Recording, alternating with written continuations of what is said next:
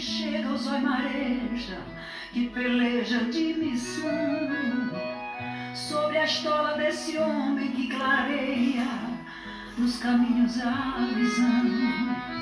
A pedra fundamental da nossa igreja, o sangue, o vinho, a carne e o pão. Pelas mãos de quem trabalha nessa mesa, a transubstanciação.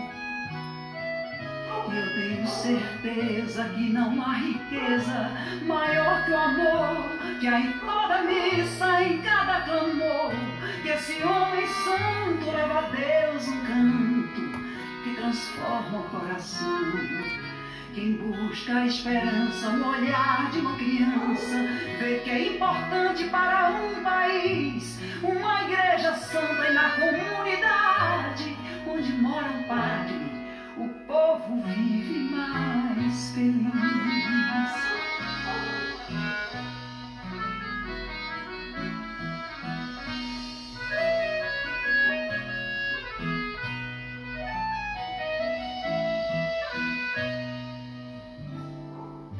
Obrigado, Elma, por tanto carinho. Essa sua homenagem eu quero agora estender a todos os meus irmãos padres, a quem peço a bênção sacerdotal. Às vezes cedo o desejo bate a porta, vai seguir a vocação.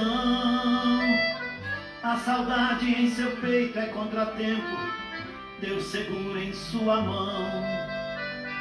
Como um pai que dá vida por seus filhos, o padre doa o seu viver.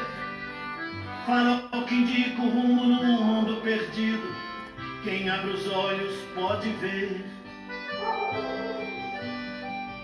E eu tenho certeza que não há riqueza maior que o amor, que há em toda missa, em cada clamor, que esse homem santo leva a Deus um canto que transforma o coração. Quem busca a esperança no olhar de uma criança, vê que é importante para um país uma igreja santa, e na comunidade onde mora um padre, o povo vive mais feliz. Bom dia a todos, irmãos e irmãs, aqueles que nos acompanham pelo Facebook da nossa paróquia da Assunção de Barbacena. É o momento do nosso bate-papo, da nossa conversa com relação aos sacramentos. Já tivemos 2 outras conversas sobre o sacramento da ordem, dizendo desse processo histórico do sacerdócio, a questão bíblica do sacerdócio, e hoje nosso terceiro encontro, nosso bate-papo com relação ao sacramento da ordem. Vamos conversar sobre a marca inapagável, a vocação sacerdotal, o chamado oficial da igreja, a batina e o celibato. Vamos conhecendo um pouquinho mais do que é o sacerdócio. Bom, a marca inapagável. Aprendemos no catecismo que os sacramentos do batismo, da crisma e do sacerdócio imprimem uma marca indelével que não se apaga e que se chama caráter. Este sinal, esse caráter, marca o batizado, o crismado e o sacerdote por toda a eternidade. Assim que quem é batizado, crismado e ordenado é por toda a eternidade. Vá para onde for, salve-se ou condene-se. Como para o batizado e para o crismado, também para o ordenado, o sacramento da ordem é um carisma, um sinal, um caráter que permanece eternamente e irreversível. Ninguém pode ser desbatizado, descrismado ou desordenado, despresbiterado porque tu és sacerdote eternamente. O que pode acontecer para o sacerdote é que ele possa alcançar a dispensa do ministério. Quer dizer, a dispensa de exercer o ministério, os trabalhos, as funções sacerdotais. E até mesmo alcance a dispensa do celibato, sobre o qual falaremos oportunamente. E casar-se. Há muitos que nós bem conhecemos na nossa vida, próximos a nós. Tudo bem, mas da ordenação sacerdotal, do caráter sacerdotal, ele não receberá dispensa. Assim, tanto no batizado como no crismado e no sacerdote, pode acontecer que a vida não corresponda ao batismo, à crisma ou à dignidade sacerdotal. Mas mesmo assim o batizado continua um batizado, o crismado continua crismado e o sacerdote continua ordenado sacerdote. O padre é um ministro consagrado vitaliciamente. Essa é a proposta. É por isso, devido ao caráter que esses 3 sacramentos imprimem, que eles não podem ser repelidos e, uma vez validamente recebidos, valem por todo sempre, são irrepetíveis. Nesse aspecto, o problema maior, claro, é com o sacerdócio, dadas as consequências que a ordenação sacerdotal traz para a pessoa, para a comunidade, para a igreja toda. Daí a longa preparação que deve proceder à ordenação sacerdotal. E é de suma importância o discernimento da vocação, acompanhada por uma pedagogia de muita sabedoria e bom senso durante os longos anos de formação. É esse, aliás, o grande problema da Igreja, hoje como foi em todos os tempos. Tanto que o Papa João Paulo II está convocou um sínodo para tratar sobre a formação sacerdotal. Isso para poder dizer de que há uma seriedade nessa formação sacerdotal, na preparação dos novos padres. Embora, a princípio, vejo que muitos batizados, muitos cristãos não percebam de que há um dinamismo, uma preparação para a ordenação sacerdotal. A impressão que eu tenho em muitas comunidades é de que o sacerdote ele precisa ser preparado. Então, há uma impressão de que ele está sendo preparado dentro da vida da comunidade, porque as pessoas querem lapidar o padre segundo a visão que eles têm de igreja, de formação. E nunca, ou às vezes, a formação de muitos leigos e leigas, tantos se sobressaem aí na sua formação catequética, teológica, eclesial, mas há tantos outros que têm uma formação básica, movida pela emoção, pela paixão, pelo encanto, e às vezes acreditam de que os padres precisam se submeter também a esse encanto e a essa emoção, fazendo do sacerdócio dele apenas uma emoção no serviço. E na verdade não é dessa forma, né? É preciso, que eu sempre digo, a contextualização de igreja, de serviço e de doutrina, para que se sirva.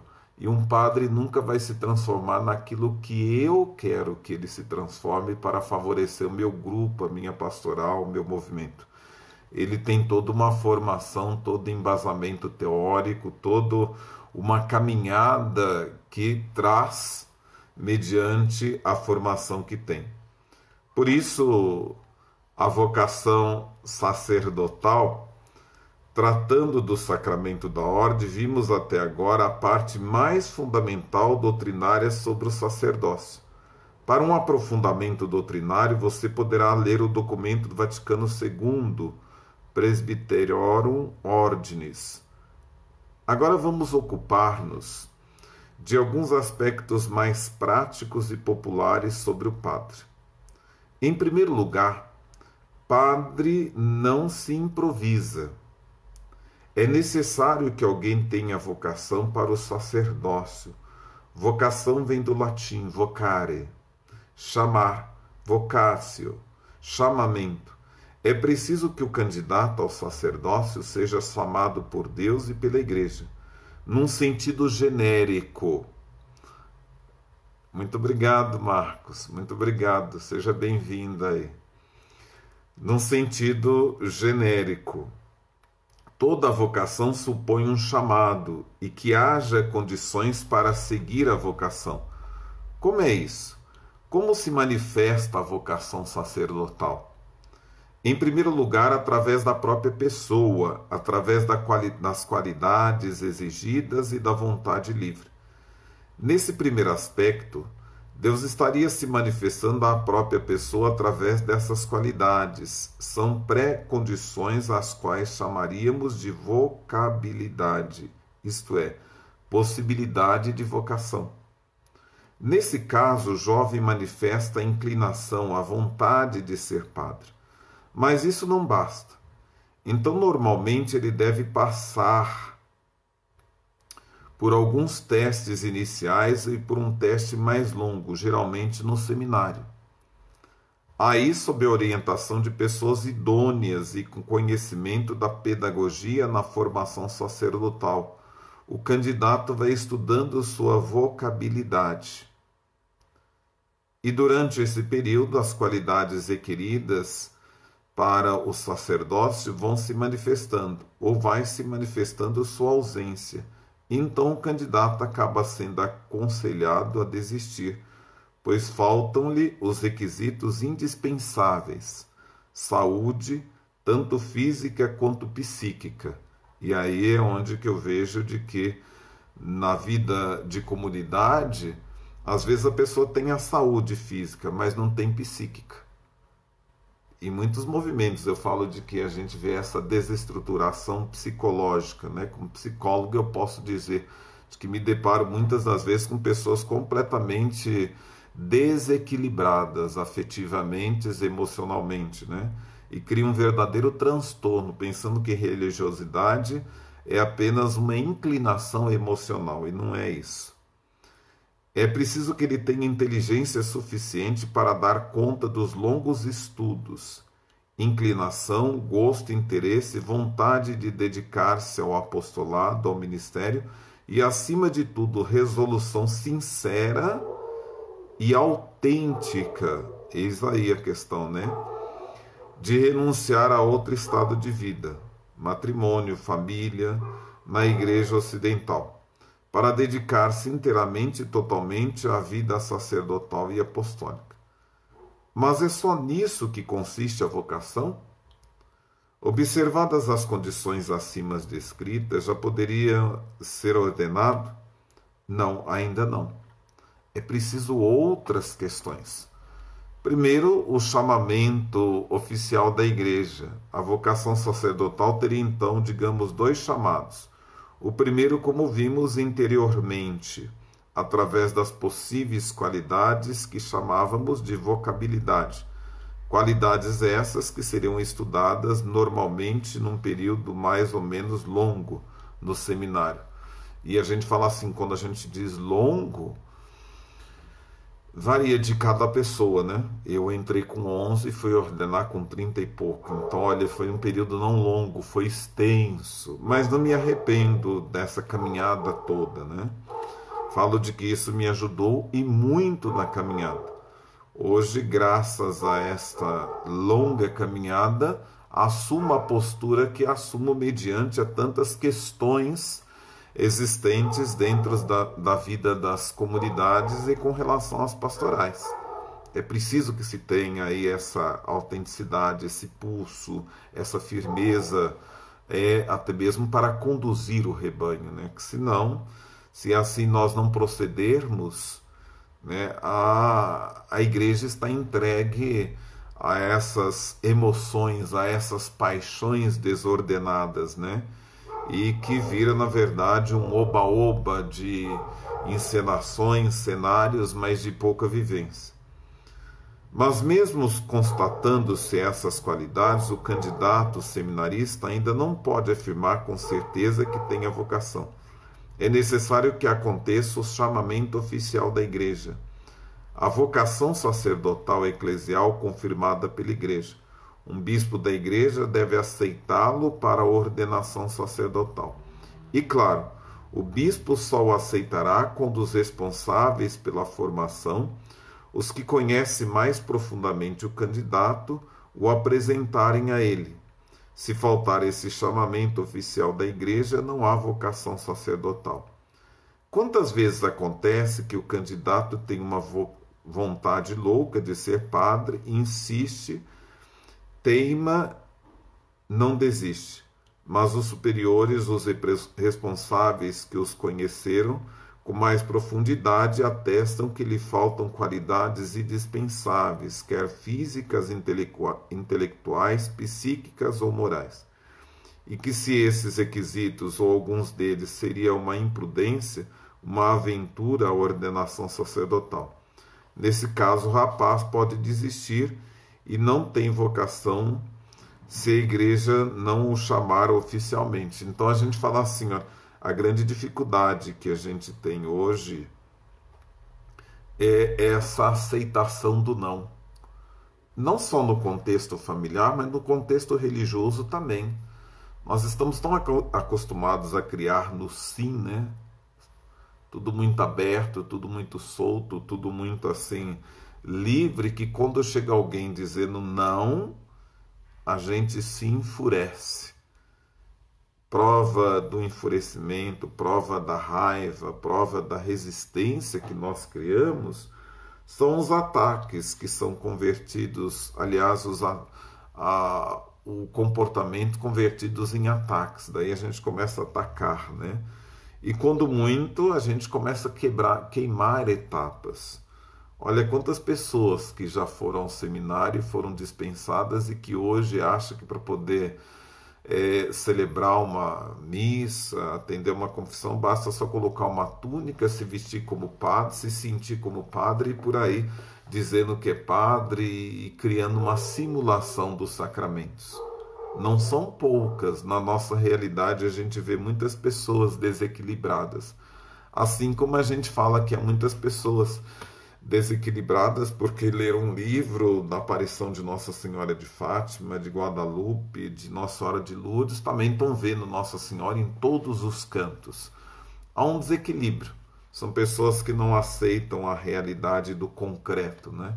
Tem uma visão de Nossa Senhora, tem uma visão, uma mensagem de Deus, mas não são capazes de viver a solidariedade, o amor, a partilha e conviver com o diferente, conviver como irmãos.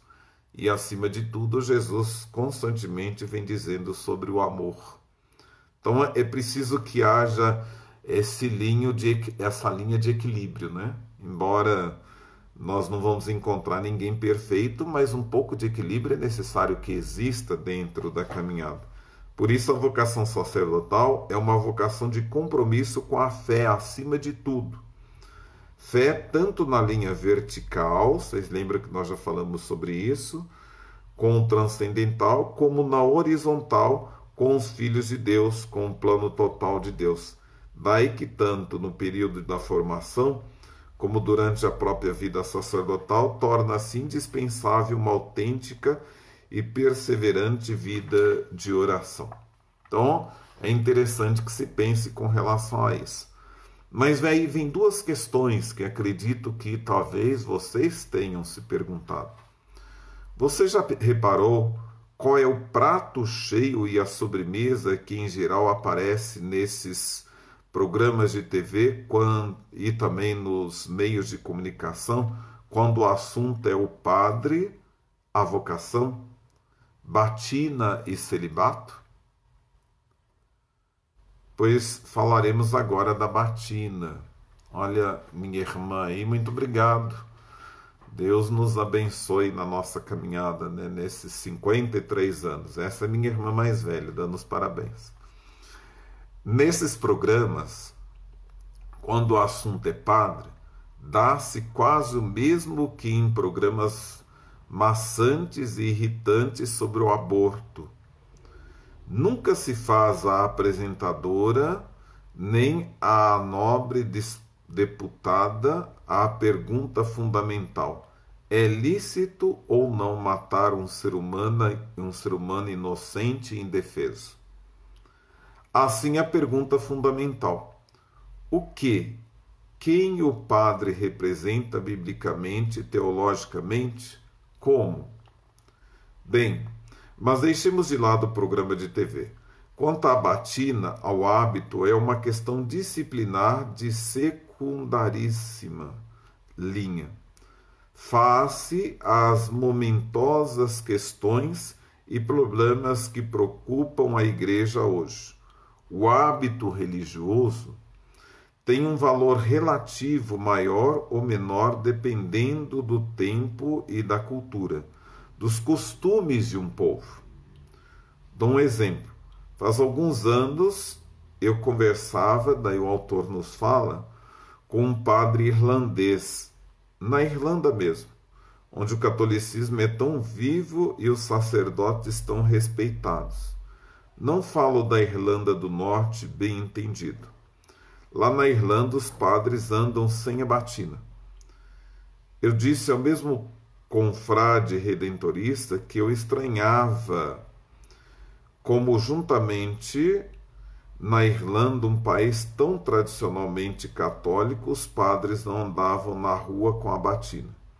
E ele me deu uma resposta muito interessante.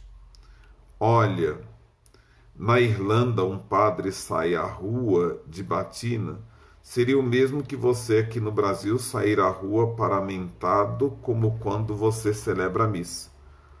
Houve um santo que fundou uma congregação religiosa e proibiu às irmãs usarem outro hábito senão um vestido, a moda própria das mulheres como se vestiam então.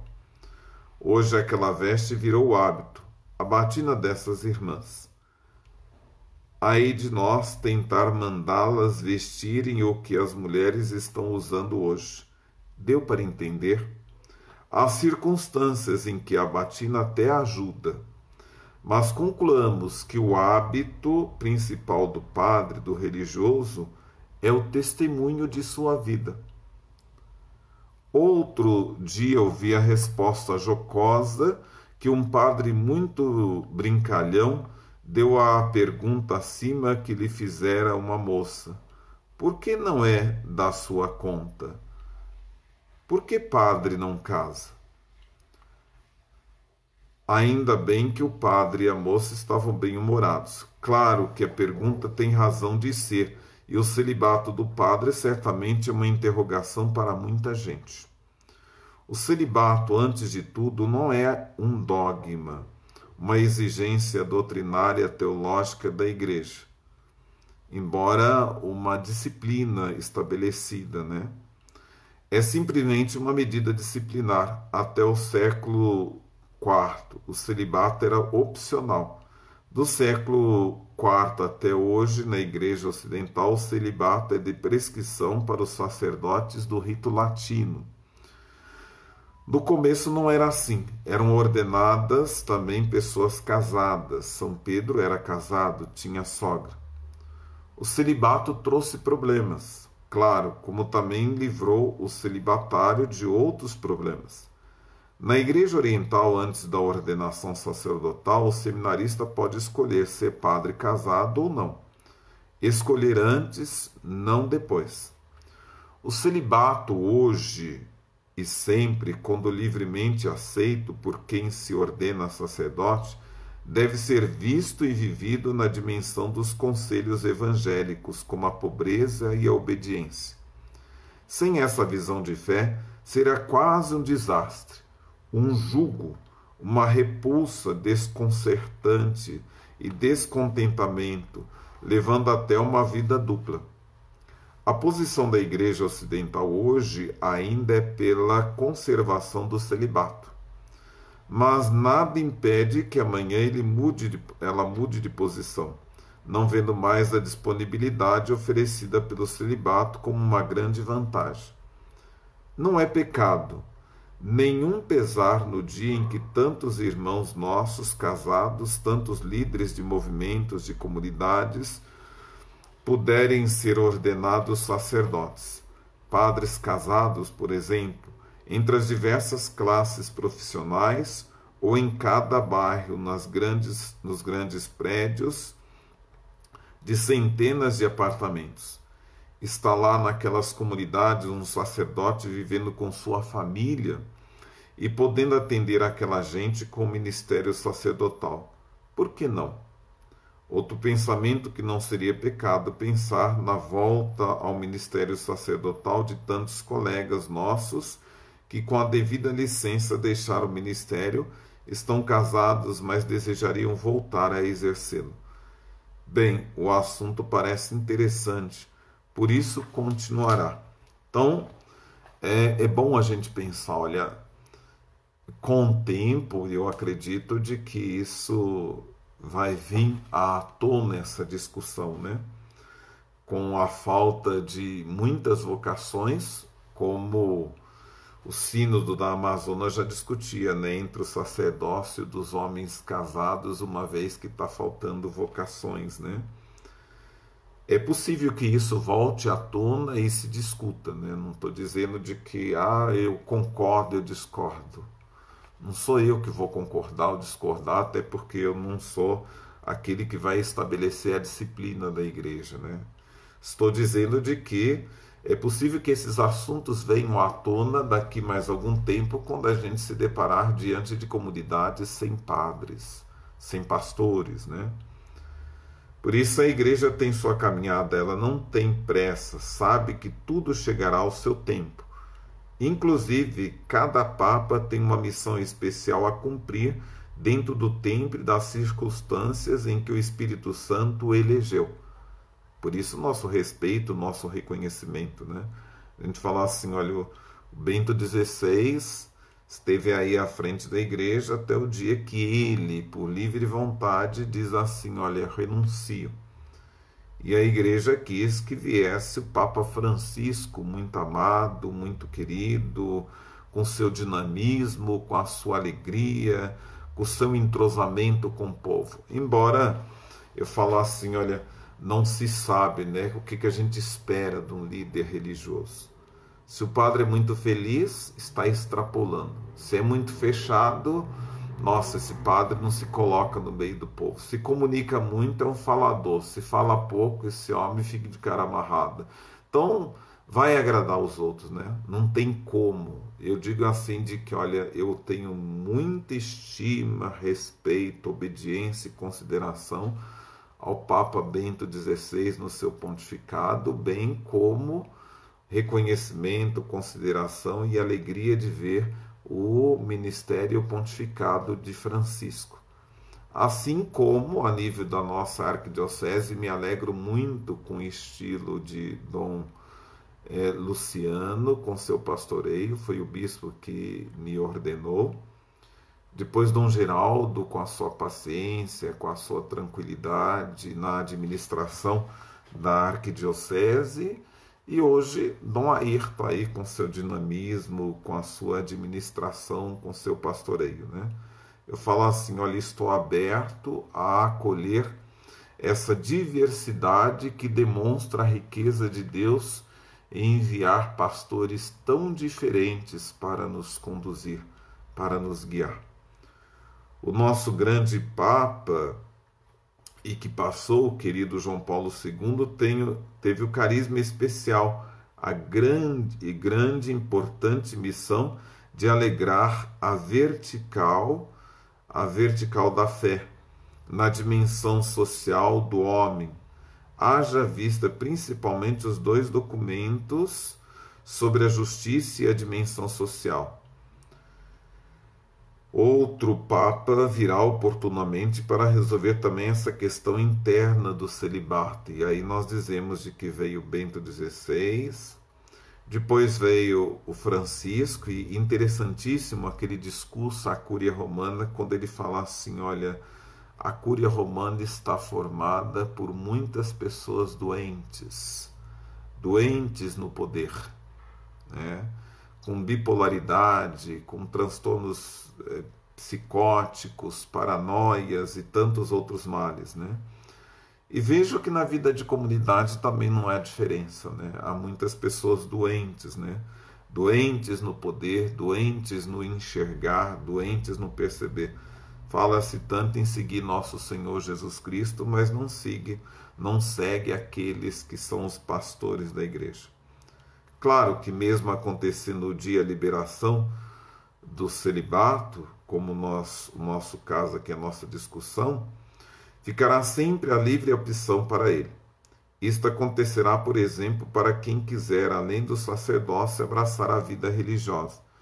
Aí fará a opção e o compromisso abraçando os chamados conselhos evangélicos da pobreza, castidade, celibato, obediência. Pois na Igreja de Deus sempre foi uma riqueza espiritual a vida religiosa consagrada. Não há dúvida que a disponibilidade fica mais facilitada para o apostolado com tempo integral, mas opcional. Às vezes chegamos a colocar no mesmo nível de valores o celibato e a evangelização pelo sacerdócio. Claro que o sacerdócio, evangelização, tem um valor maior, mais imperativo que o celibato. Portanto, se o celibato não poderia ser colocado como condição sine qua non para alguém ser sacerdote, ser evangelizador pleno através do sacerdócio. Em outras palavras, alguém poderia ter a vocação para o sacerdócio e não tê-lo para o celibato. A Igreja, no entanto, ainda tem razões para dizer o contrário. Deixo bem claro que os questionamentos acima são de inteira responsabilidade e reflexão do autor. Não estamos tomando posição nenhuma que pretenda estar em desacordo com o pensamento e a praxe atual da Igreja. Compreendo que para tudo há seu tempo, mas não questionamentos que são feitos por aí. E aqui também talvez possamos colocar na boca da igreja a resposta que o padre deu à mocinha, quando questionado sobre o celibato. Isso não é da sua conta. E é interessante essa resposta, que eu termino agora dizendo assim, há tantas coisas que não é da nossa conta, né? E o povo acaba tratando como se fosse de responsabilidade deles, né? E muitas das vezes até tentam ensinar o Pai Nosso para o vigário, né? Achando de que é da conta deles. Eu termino como padre dando uma resposta a essas pessoas. Quem muito cuida da vida dos outros, com certeza tem uma casa muito desarrumada, né? Internamente está muito desorganizado, muito bagunçado. E acima de tudo, com certeza, tem uma religiosidade vazia e sem sentido. Então vamos cuidar daquilo que diz respeito a nós, a nossa vida, a nossa caminhada. E deixemos com que a igreja cuide daquilo que é de responsabilidade dela. O mais interessante é justamente isso, que nossos bispos, graças a Deus, são abençoados e iluminados pelo Espírito Santo, né? E há muitas questões pelas quais a igreja passa com tantos comentários infundados e tantas intervenções que não tem nada a ver com o contexto daquilo que a igreja nos oferece na atualidade, que se os bispos fossem levar em consideração, a igreja não caminharia. Há muitos comentários que devem ser colocados de lado, relativizados, não observados e nem vividos, e a gente fica focado naquilo que é a razão da nossa vida, né? Aliás, naquele que é a razão da nossa vida. É por Cristo, com Cristo e em Cristo que nós servimos e que nós evangelizamos. Fica aí a nossa mensagem, o nosso carinho e o nosso ensinamento como sacerdote.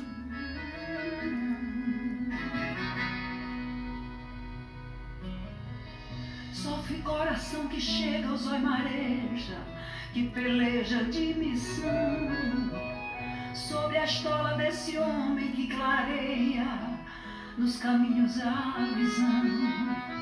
A pedra fundamental da nossa igreja, o sangue, o vinho, a carne e o pão, pelas mãos de quem trabalha nessa mesa, a transubstanciação. E eu tenho certeza que não há riqueza maior que o amor que há em toda missa, em cada clamor, que esse homem santo leva a Deus um canto que transforma o coração. Quem busca a esperança no olhar de uma criança vê que é importante para um país